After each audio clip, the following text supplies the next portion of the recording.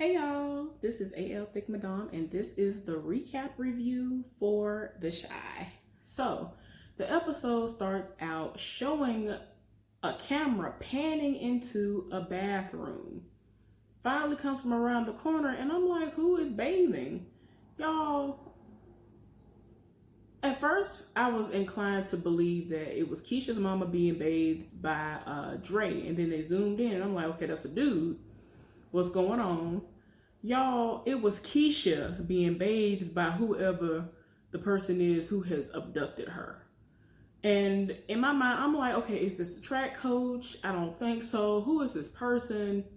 Like, I'm tired in my spirit, and it's like it looked a little bit like in the shadows, kind of like Doodah, but I'm like, Doodah ain't got enough time. Like, I'm really trying to figure out, am I missing something as far as it being somebody who we probably seen before? Because watch it end up being somebody we'd have seen before. Now, I'm gonna be real tired in my spirit. But anyway, they zoom in and he is bathing her, and he is like, you were filthy when I found you. You were so dirty. You were dressed like a slut. I was like, what? Y'all the most. I mean, she was dressed provocatively, but and who are you? You ain't her daddy, I don't think. Ain't her daddy deceased? Didn't he die? So I'm like, who are you? Who are you? I'm so tired. But anyway, he was talking about you were dressed like a slut when I found you. Y'all the most going on. So I'm like, okay, she's alive. Where is she though? Y'all, they end up showing Ronnie getting baptized in the lake, and I was just like, y'all, I'm trying. I don't like Ronnie. Ronnie irks my soul. His voice and just the dustiness of it all. Like, I'm sorry, y'all. Okay, anyway. Y'all, Emmett is tired because he's working 2 full-time jobs ultimately. Because by day, he's doing what he's legally documented to do by working for Sonny. And then when the lights go out, before he turns them on slightly, he's back at Sonny's actual business and running all this stuff, having this food being cooked, and Sonny has no idea. Sonny is trying to figure out what's wrong with him, why he's so tired. Is it the kids? Is it the woman? What is it? He was just like, I just work too much. Man, it's too much. Anyway, y'all, Doodah, excuse me, and his wife are having sex while like literally just having a casual conversation about how the campaign should go and the different strategies that they should take in order for it to fly, because a lot of stuff is in the favor of is her name Camille Holloway, who is being played by Lena Waithe, and it's just a lot going on, and like he has his gangster past and all that stuff like against him. But she's sitting there trying to convince him that, you ain't got to worry about that. It is what it is. And all of that. I'm just like, oh my gosh, y'all doing too much. They were getting it in. Like, wait a minute. Y'all, anyway, the fellas who are, of course, Kevin, Papa, and Jacob, they were hanging out at Perry's Pizza. And Kevin gets a text message from Gemma, and that's the little girl who he goes to school with, and she's like, I'm here.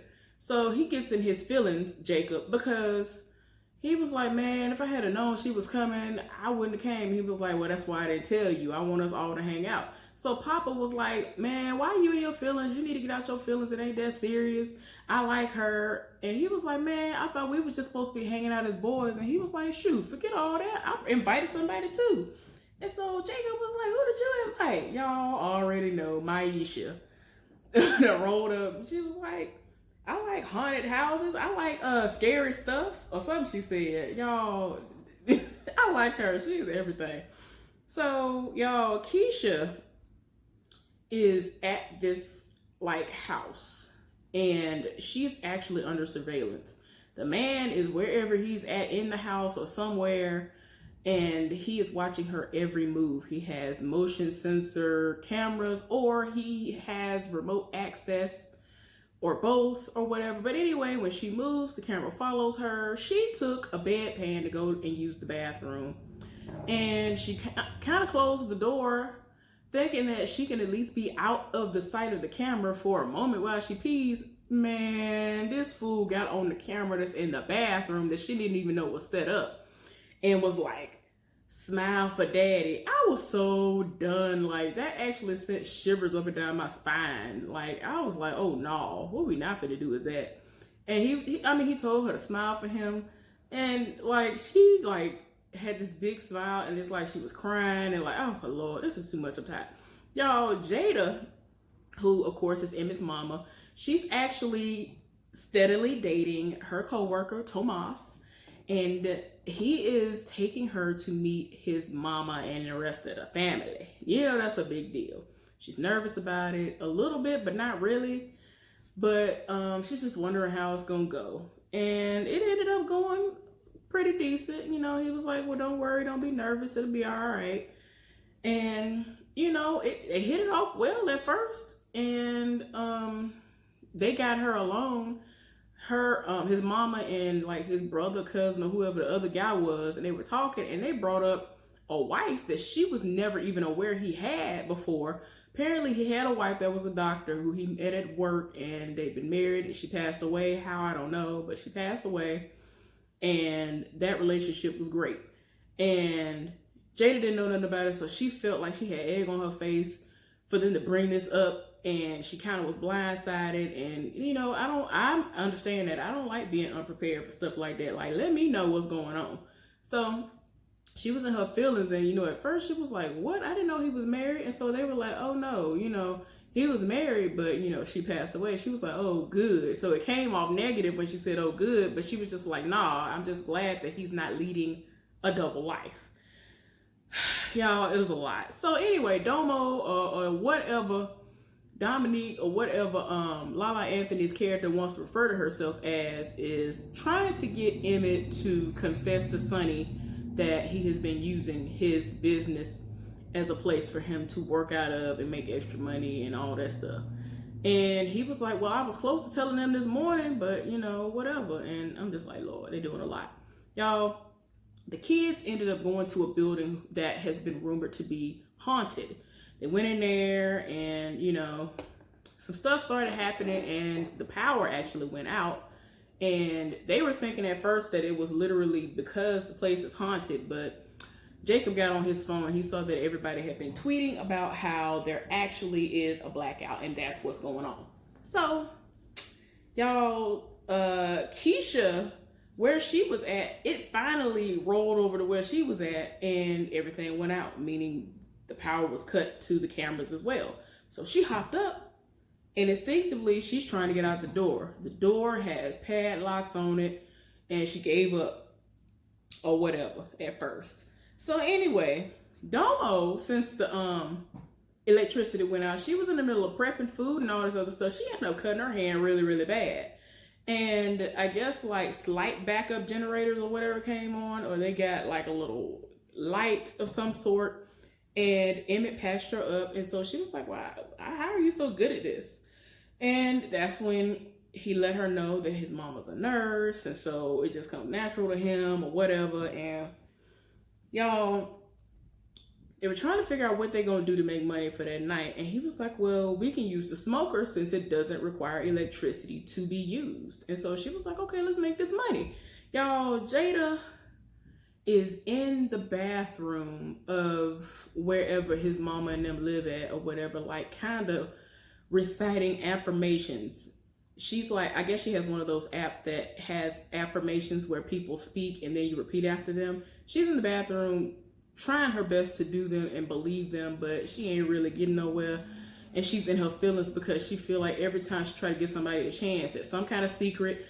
There's always something. She always seems like she's less than or just the backup or the, you know, whatever. And it's just like, I just wish I had known all this stuff was going on. She in her feelings, y'all. So the kids are trying to figure out at this point how they gonna get home because they are like a decent ways out. Wherever they, you know, wherever they are, wherever that building is, they are like a decent like distance away. The closest Uber that will be able to get to them is like 45 minutes away. And you already know, with this situation that's going on, they're going to upcharge. Maisha already let them know, like, you already know they're going to upcharge y'all, eyes out. your eyeballs gonna get upcharged out. And everybody actually ends up going into different directions. Kevin went where Gemma went to follow her, of course, and like he kept getting into it with Jacob. Like anytime Jacob would try Gemma, he would jump right in to defend her. And she was like, look, I want to go to this area. Kevin, are you coming or whatever? And ended up going. He, of course, y'all saw that scene where he stood right up to that gun when they were at that, you know, gang trap spot and all of that. Like, he's had guns pulled on him before. He's literally for real not scared and whatever. They had to go through like gang territory or whatever, like a typical type of bad neighborhood, so to speak. And he was able to hold his own. A gunshot went off, and she was like, I hope that's the fireworks. He was like, it's not. I'm like, girl, girl, I know you come from a rich family, but I'm gonna need for you to know that definitely was not a gunshot. Do you realize where you are? Girl, no. But yeah, like I said, everybody went in their own different direction and all of that. Ronnie went to the shelter. Before he went to the shelter, Papa's daddy ended up giving him some clothes that he'd received as a donation, I guess, from this woman whose brother or husband passed away. And so he went and he got the clothes dry cleaned, and he was like, look, this came from a dude who passed away. Y'all were around the same size and all that, so I figured I'd give him to you. And, you know, he appreciated him, had some nice, like, suits and things. And so he was like, well, okay. He gave him the information he needed to find the shelter. And all this was before the blackout happened.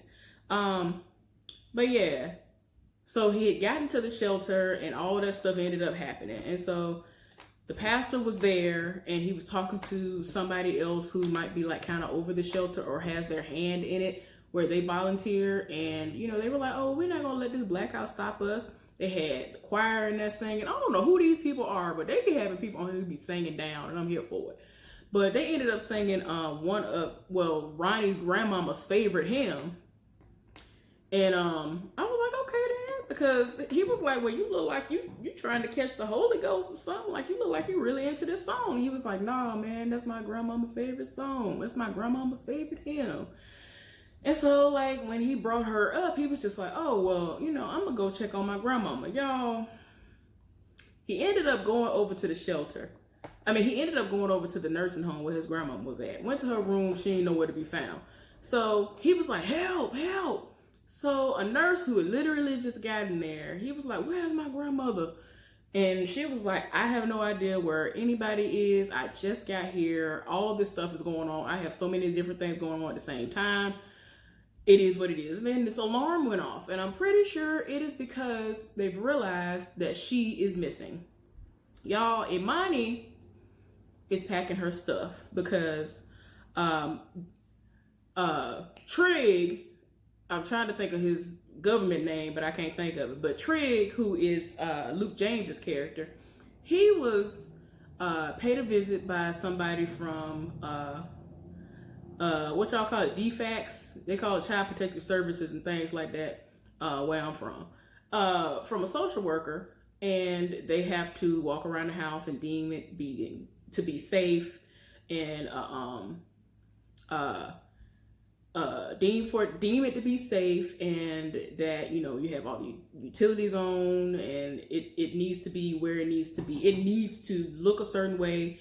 It needs to have certain things in it, you know, or whatever. Doing a home visit, essentially. And something was going on with an outlet, and, you know, Imani told her over it, like, excuse how the place looks. I had some company over earlier. I had some clients over, and she was trying to figure out, you know, what all that was about. She was like, oh, I do hair, you know, I'm a barber or whatever. And so she put down a note about the outlet, and she was like, okay, do you have your license, certificate, or whatever? And so she was like, no, I'm working on it. And so she put down a note for that. And Trig got in his feelings because she was walking around and writing stuff down. And so he was like, I don't need you. He blood related to me. Why I need your help anyway? And like, he got really angry. And I'm like, you do not understand how the system goes. He is considered to be a part of the system in a sense.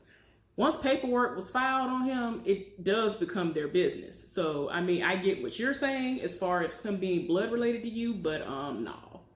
There are papers on him, and they have to make sure that where he is, it's deemed suitable.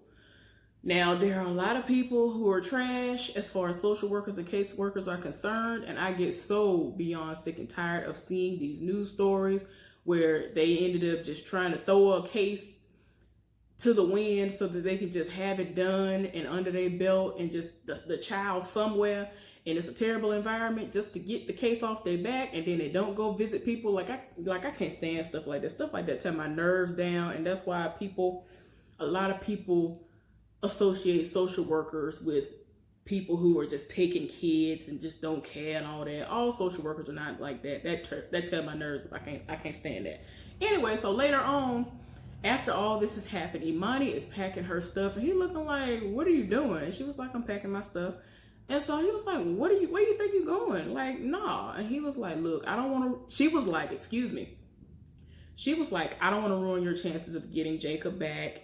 And I have a lot of stuff that's going on. So he was like, I already know about your past. And like a lot of the stuff, it was like some kind of heavy stuff that he did know, but he didn't know some very vital information, which is that when she was a teenager, her father caught her in drag, and this was definitely before she transitioned into a woman. He caught her in drag, and all he's ever wanted was a son. So to catch him in drag, he was infuriated. He had this look in his eye. He attacked him when he was considered to be male at the time, and was choking him out and all this other stuff. They literally got into a fight, and she said that when she looked into his eyes and saw the way he was looking, she knew that it was going to be either him or her, and so she killed him.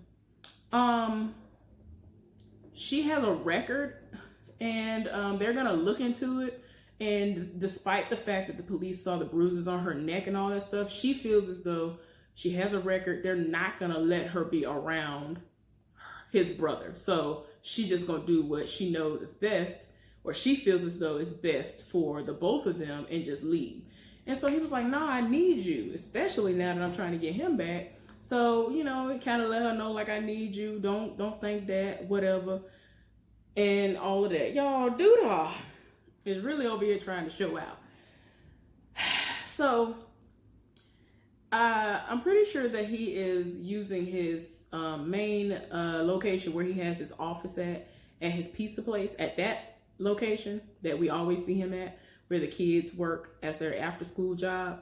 I feel like that's his main headquarters or whatever. And so he had people there who were working for him, and he was like, oh, okay, so I need y'all to take pizzas over there and go through the neighborhood and take pizzas to people, and if they need shelter at the other locations, you can allow them to come over there and seek refuge. And if you have to, you could take the delivery truck. Like, he doing the most to try to really appease, people, and really get into their mind, have him embedded in their minds about the election. And it's just always amazing to me how a lot of shows end up being so on trend and like in sync with what actually is going on in the world. And that's what really happens with this show and a couple of other shows that I watch, but I digress. So yeah, he doing the most. And Candy's character, who is, Doodah's estranged wife, she came out and was like, I see what you're doing, I like it, or whatever. And I'm like, Lord, please stop. So Keisha hasn't given up. She actually is still trying to get out of this room, y'all. She got so upset that she destroyed the room. She threw stuff everywhere because she couldn't get out. All right, y'all. So Domo, or whatever Lala refers to herself as in this show, they are now selling barbecue plates for $10 a piece, and they playing music. And I'm like, okay, y'all doing a lot. Y'all doing a whole lot. There are people in this neighborhood that will drop a dime. And I'm like, this don't make no sense. Y'all, of course, somebody was putting stuff on social media, whether they want to believe it or not, because I saw people taking pics. I'm like, okay, somebody that put up pictures.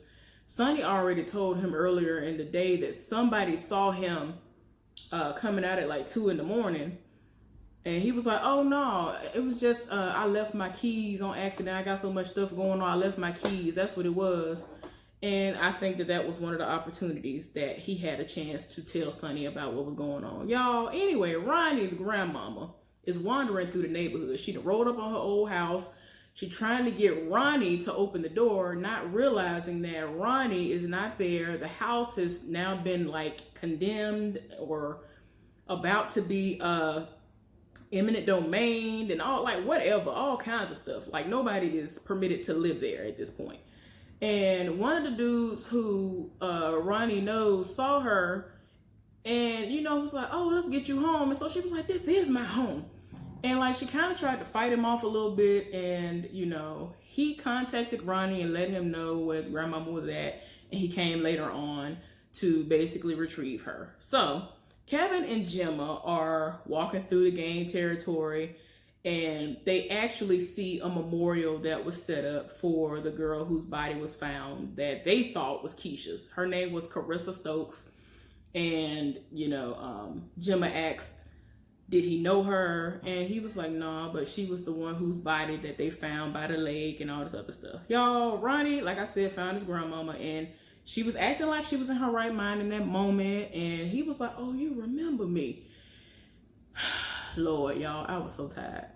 And, you know, he was like, he felt like he was telling her something like to be proud of him about. And he was like, I got baptized.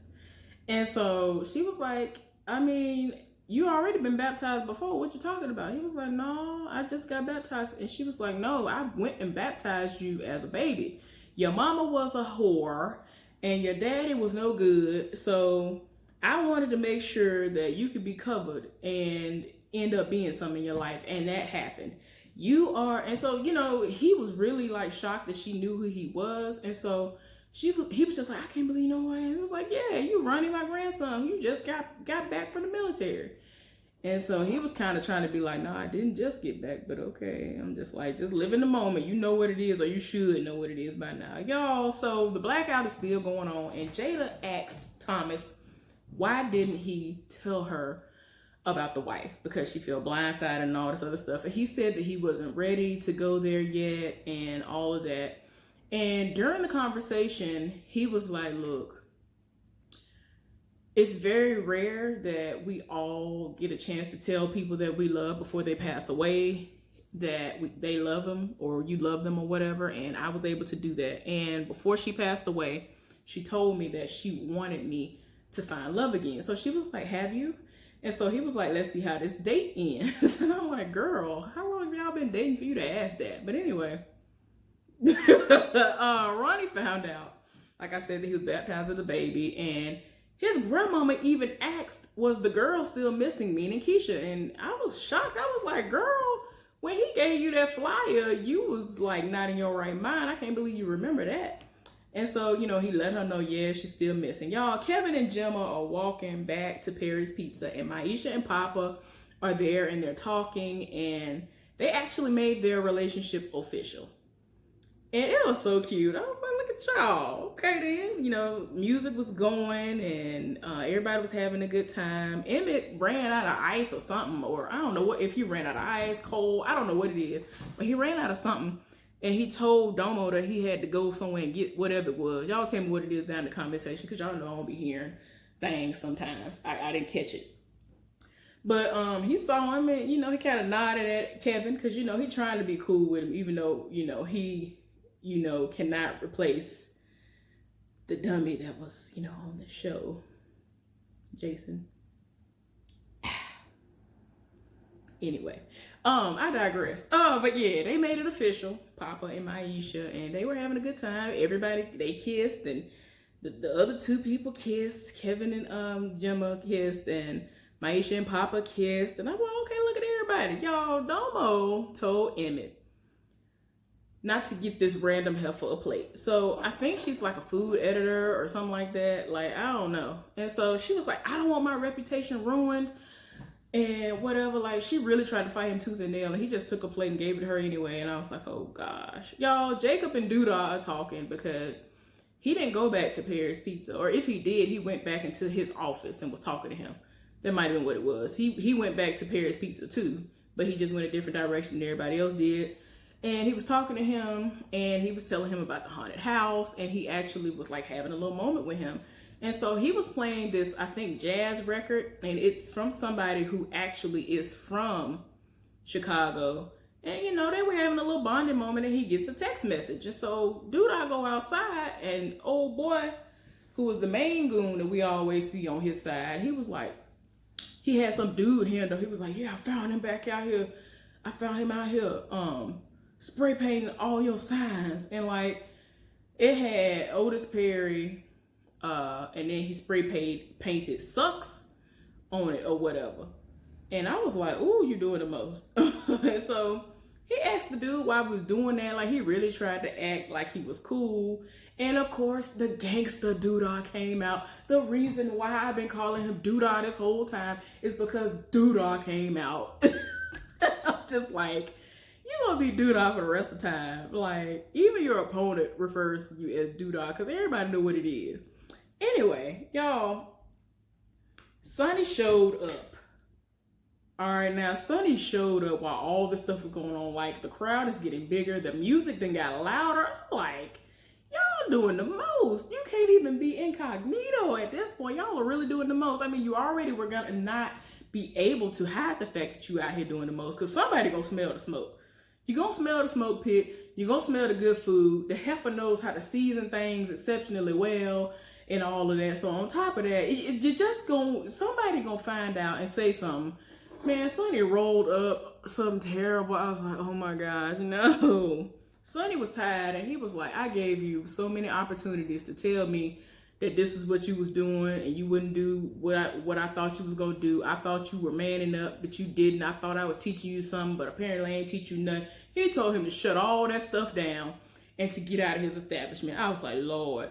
Y'all, the last scene of this episode showed Keisha finally knocking down both of the doors that were holding her inside, and she ran outside and fell into the grass, and she was so overcome with joy that she was just on the floor. Girl, I was like, girl, if you don't get off that ground and run, you in track too, girl. I was like, girl, no. Of course, old boy, whoever this man is, came from out of nowhere and hemmed her right on up and took her back inside. Now, while she was being taken back inside, Ronnie is walking through the streets trying to find the shelter. He can't find the shelter. He had just been asking people if they know where the shelter is. They said no. Man, Keisha started screaming, and he hid. He was like, is that Keisha? I was like, oh my gosh, this is too much.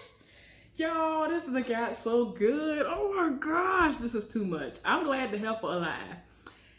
Whew, it's a lot. Anyway, hopefully, y'all enjoyed this recap review. I will see y'all later on for something else. Y'all have a good weekend.